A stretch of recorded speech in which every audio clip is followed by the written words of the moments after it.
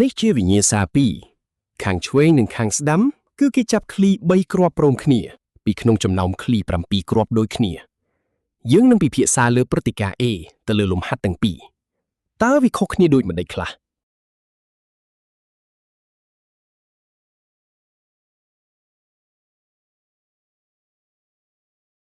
ខាងឆ្វេងគេមានឃ្លីបៃតង4គ្រាប់និងក្រហម3គ្រាប់សរុប7គ្រាប់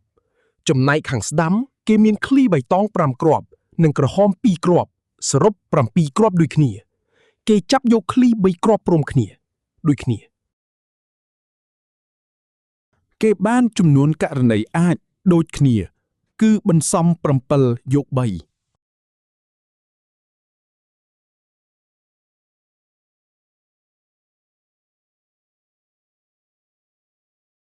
បើព្រឹត្តិការណ៍ A ចាប់បានឃ្លីទាំង3មានពណ៌ដូចគ្នាតើចំនួនករណីស្រប NA ស្មើប៉ុន្មានចំពោះលំហាត់ខាងឆ្វេងចាប់បានឃ្លីទាំង3មានពណ៌ដូចគ្នាគឺមានន័យថាអាចចាប់បានឃ្លីបៃតងទាំង3គ្រាប់ឬអាចចាប់បានឃ្លីក្រហមទាំង3គ្រាប់ចំណែកលំហាត់ខាងស្ដាំចាប់បានឃ្លីទាំង3មានពណ៌ដូចគ្នាគឺមានន័យថាអាចចាប់បានឃ្លីបៃតងទាំង3គ្រាប់តែមិនអាចចាប់បានឃ្លីក្រហមទាំង3គ្រាប់ទេព្រោះឃ្លីក្រហមមានតែ2គ្រាប់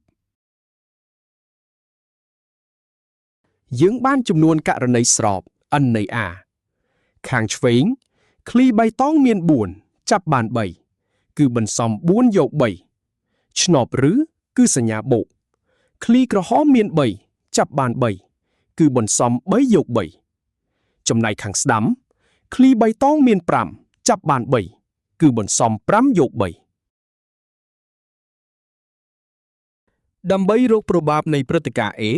យើងគ្រាន់តែយកចំនួនករណីស្រប NA ចែកនឹងចំនួនករណីអាច NS ជាលទ្ធផលប្របាបនៃព្រឹត្តិការណ៍ A ចំពោះលំហាត់ទាំងពីរគឺខុសគ្នាដូចនេះការរកចំនួនករណីស្របគឺសំខាន់ណាស់ទោះព្រឹត្តិការណ៍តែមួយតែករណីដែលអាចកើតឡើងវាអាចខុសគ្នា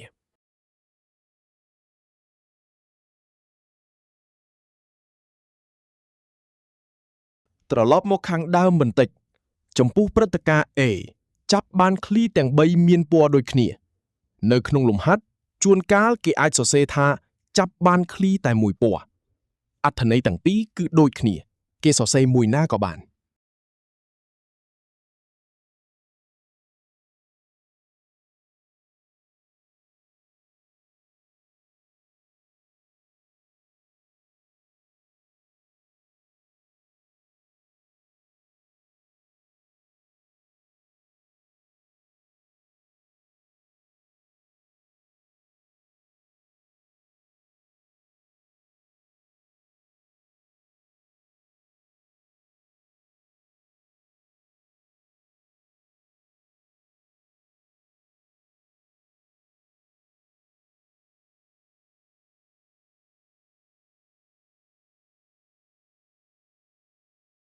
ចំពោះលំហាត់ទាំងពីរដដែលនេះ